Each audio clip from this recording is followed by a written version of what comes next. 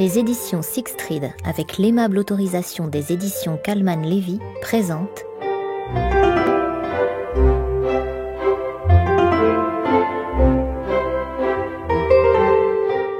Péché mortel de Donna Leon, interprété par Renaud Bertin.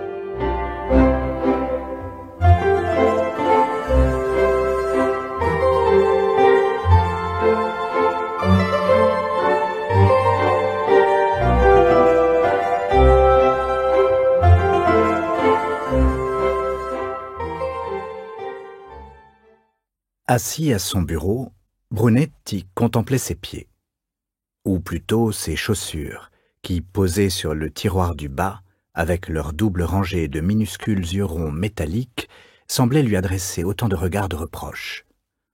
Il avait occupé tout son temps, depuis une bonne demi-heure, soit à étudier l'armoire de bois sur le mur en face de lui, soit, quand il était las de cet examen, à admirer ses chaussures. De temps en temps, quand l'angle du tiroir commençait à lui entrer un peu trop dans le talon, il croisait les pieds différemment, mais cela ne parvenait qu'à redisposer les deux paires de 4 œillets, sans pour autant faire disparaître leur regard réprobateur, ni le soulager de son ennui. Le vice-questeur Giuseppe Patta avait pris 2 semaines de congé qu'il passait en Thaïlande, pour, de l'avis général à la questure, y connaître une 2e lune de miel. Et c'est à Brunetti qu'avait échu la responsabilité, pendant cette période, de lutter contre le crime à Venise. Il fallait cependant croire que le crime s'était envolé en compagnie du Cavaliere, car rien de bien important ne s'était produit depuis que Patta et son épouse, récemment retournés au domicile conjugal et on tremblait rien que d'y penser dans les bras du vice-questeur, étaient partis, sinon les habituels cambriolages et vols à la tire. La seule affaire intéressante avait eu lieu 2 jours plus tôt dans une bijouterie du Campo San Maurizio, lorsqu'un couple fort bien mis s'était présenté avec un bébé dans un landau et que le jeune papa, rougissant, avait demandé à voir des solitaires pour en offrir un à son épouse, encore plus intimidée que lui. Elle avait essayé une première bague, puis une autre. Choisissant finalement un diamant blanc de 3 carats, elle avait demandé si elle pouvait sortir pour l'admirer dans la lumière du jour. Ce qui devait arriver arriva. Elle avait franchi le seuil de la boutique, fait jouer sa main baguée dans la lumière du soleil, souri et adressé un signe au papa, lequel avait plongé la tête dans le landau pour redisposer les couvertures sur le bébé, puis avec un large sourire au bijoutier, était sorti rejoindre sa femme. Pour disparaître avec elle, bien entendu, laissant le landau et la poupée qu'il contenait en travers de la porte. En dépit de l'ingéniosité de ce vol, il ne constituait pas à lui seul une vague de délits ou de crimes. Brunetti s'ennuyait à mourir et se demandait si, à la responsabilité de l'autorité suprême et au monceau de paperasse qu'elle paraissait engendrer, il ne préférait pas la liberté d'action que lui offrait d'ordinaire son statut de subordonné. On frappa à la porte. Il leva la tête, puis sourit, lorsque le battant s'ouvrit sur sa première vision matinale de la signorina Elettra, la secrétaire de Patta, qui paraissait considérer que le départ du vice-questeur l'autorisait de facto à prendre son service à 10 heures et non pas à 8h30 comme le prévoyait le règlement. « Buongiorno, commissario », dit-elle en entrant, son sourire tout d'écarlate et de blanc lui rappelant fugitivement une glace « gelato alla marena », mais en parfaite harmonie avec les couleurs de sa blouse de soie à rayures.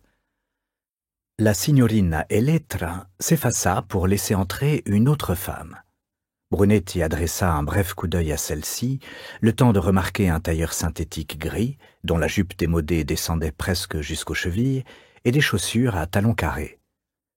La femme serrait maladroitement contre elle un sac à main en imitation cuir peu convaincante, et le regard du policier revint tout de suite sur la signorina Elettra. « Commissaire, voici quelqu'un qui voudrait vous parler. »« Oui, » répondit-il en regardant de nouveau la visiteuse, toujours aussi peu intéressée. C'est alors qu'il remarqua la courbure de sa joue droite, et lorsqu'elle eut un mouvement de tête pour parcourir la pièce des yeux, la ligne délicate de sa mâchoire et de son cou.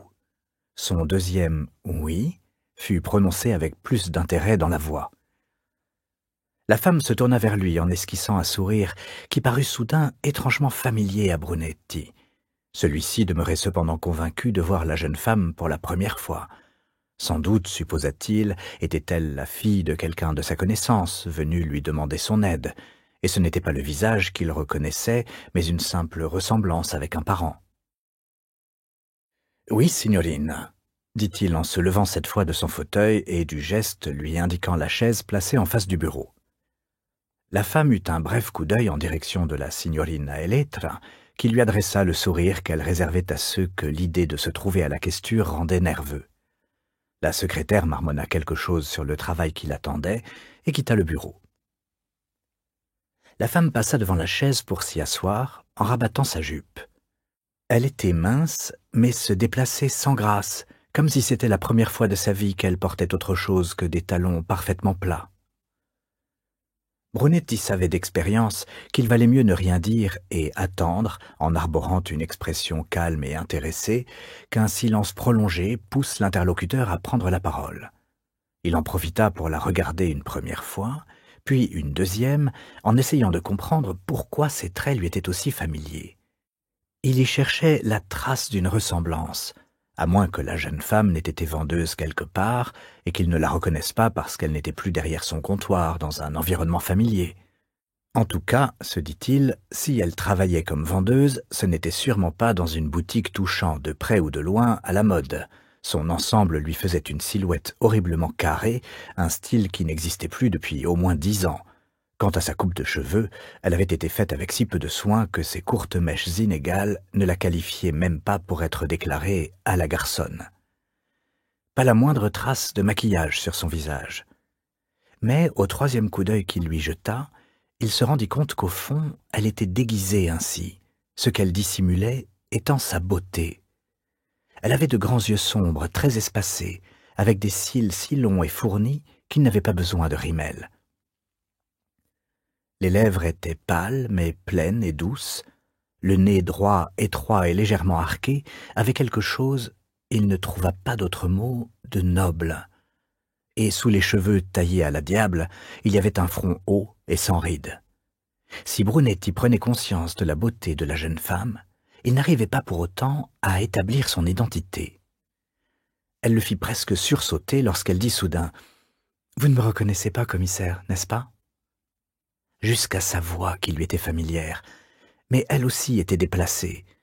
Il se creusa en vain la tête, n'arrivant qu'à une seule conclusion, la personne qu'il avait devant lui n'avait rien à voir avec la questure ou avec son travail. « Non, je suis désolé, signorina, je n'y arrive pas. Je sais simplement que je vous connais et que ce n'est pas le lieu, ici, où je me serais attendu à vous voir. » Il lui sourit, un grand sourire qui lui demandait de comprendre la situation embarrassante dans laquelle il se trouvait. « J'imagine que la plupart des personnes que vous connaissez n'ont de toute façon rien à voir avec la police, » répondit-elle avec un sourire signifiant qu'elle plaisantait et comprenait sa confusion. « En effet, rares sont mes amis qui viennent ici de leur plein gré, et jusqu'ici, aucun n'a été obligé de venir de force. » C'est lui, cette fois-ci, qui sourit pour montrer qu'il savait aussi plaisanter sur sa fonction, avant d'ajouter « Heureusement ». « C'est la première fois que j'ai affaire à la police », observa-t-elle en parcourant de nouveau la pièce des yeux, comme si elle craignait que, du coup, il lui arrive quelque chose de désagréable. « La plupart des gens n'ont jamais affaire à la police. »« Oui, je suppose. » Elle gardait les yeux baissés sur ses mains. « Avant, j'étais immaculée. »« Je vous demande pardon ?» fit Brunetti complètement pris de court, se demandant brusquement si cette jeune femme avait toute sa raison. « Suor immacolata » ajouta-t-elle, levant un bref instant les yeux vers lui pour lui offrir ce sourire qu'il avait vu si souvent rayonner sous le voile blanc amidonné de sa tenue de religieuse. Le nom rétablit les choses et résolut l'énigme. La coupe de cheveux se comprenait, de même que sa façon gauche de porter ses vêtements de ville. Brunetti avait eu conscience de sa beauté dès qu'il l'avait vue dans la maison de repos où, depuis des années, sa mère trouvait tout sauf le repos. Mais la nature des vœux religieux et l'habit long et austère qui en était le reflet avaient créé autour d'elle une sorte de tabou, si bien qu'il n'avait noté sa beauté que comme celle d'une fleur ou d'une œuvre d'art, en esthète, pas en homme. Mais à présent, cette beauté venait éclairer la pièce, en dépit de tout ce que son attitude maladroite et sa tenue ridicule faisaient pour la cacher. Suor Immacolata avait disparu de la maison de retraite 1 an auparavant environ, et Brunetti, désespéré de voir à quel point sa mère souffrait de l'absence de la religieuse, qui avait eu le plus de bonté pour elle, n'avait rien pu apprendre, sinon qu'elle avait été transférée dans une autre des maisons de retraite dont son ordre avait la charge. Une longue liste de questions lui démangeait la langue, mais il les rejeta toutes comme n'étant pas de circonstance. Elle était ici, elle allait donc lui dire pourquoi.